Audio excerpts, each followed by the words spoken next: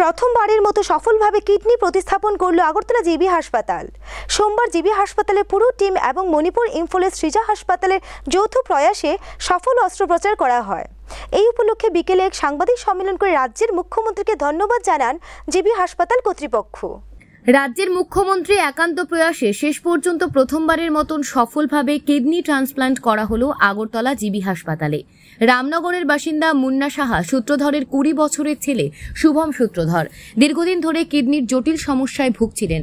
মুখ্যমন্ত্রী সমীপেশু অনুষ্ঠানে গিয়ে ছেলেকে দুরারোগ্যের হাত থেকে বাঁচানোর জন্য মুখ্যমন্ত্রীর কাছে আবেদন করেছিলেন মা মুন্না সাহা। মায়ের ডাকে সাড়া দিয়ে তার ছেলের দুরারোগ্য সারিয়ে তোলার দায়িত্ব নেন রাজ্যের জনদরদী মুখ্যমন্ত্রী প্রফেসর ডক্টর মানিক সাহা। সেই মোতাবেক আগরতলা জিবি হাসপাতালে কিডনি ট্রান্সপ্লান্ট কেন্দ্র স্থাপনের নির্দেশ দেন। কেনা হয় প্রায় 90 লক্ষ টাকার যন্ত্রপাতি। মণিপুর ইম্ফলের সৃজা হাসপাতালে চিকিৎসকদের সাথে স্বাক্ষরিত হয় মৌ। যথারীতি কিডনি ট্রান্সপ্লান্ট করার দিন ধার্য হয় 8 জুলাই। সেই মোতাবেক আজ দীর্ঘ প্রায় 5 ঘন্টা সফল অস্ত্রোপচার করে কিডনি প্রতিস্থাপন করেন আগরতলা জিবি হাসপাতালের চিকিৎসক এবং ইম্ফল সৃজা হাসপাতালের যৌথ টিম। সফল কিডনি প্রতিস্থাপন শেষে সোমবার বিকেলে এক সাংবাদিক সম্মেলন করে মুখ্যমন্ত্রীকে ধন্যবাদ জানানোর পর এ বিষয়ে বিস্তারিত জানান জিবি হাসপাতালের এমএস। সাংবাদিক সম্মেলনে সৃজা হাসপাতালের পক্ষে উপস্থিত ছিলেন বরিষ্ঠ নেফ্রোলজিস্ট ডাক্তার গুলিবার, নেফ্রোলজিস্ট চিকিৎসক সমরেন্দ্র এবং চিকিৎসক দীনেশ সহ অন্যান্যরা।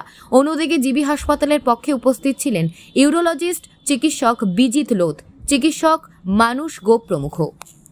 আজকে আমরা প্রথমবারের মতো ত্রিপুরাতে কিডনি ট্রান্সপ্লান্টেশন করতে পেরেছি।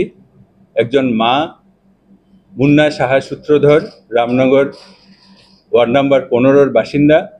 ওনার ছেলে শুভম সূত্রধর 20 বছর বয়সী ছেলেকে কিডনি দান করে এই কাজটুকু আমাদের হাসপাতালে প্রথম সম্পন্ন করার জন্য ওনারা সহযোগিতা করেছেন, আমাদের প্রতি আস্থা রেখেছেন, বিশ্বাস রেখেছেন। এই জন্য ওনাদেরকেও আমি ধন্যবাদ জানাই।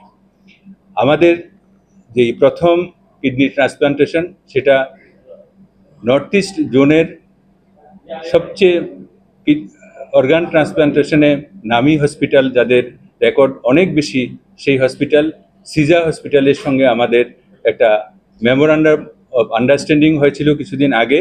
সেটা মোতাবেক ওনাদের সহযোগিতায় এবং ওনাদের মেন্টরশিপে আজকে এই অপারেশন আমাদের টিম সহ থেকে সাকসেসফুল হয়েছে।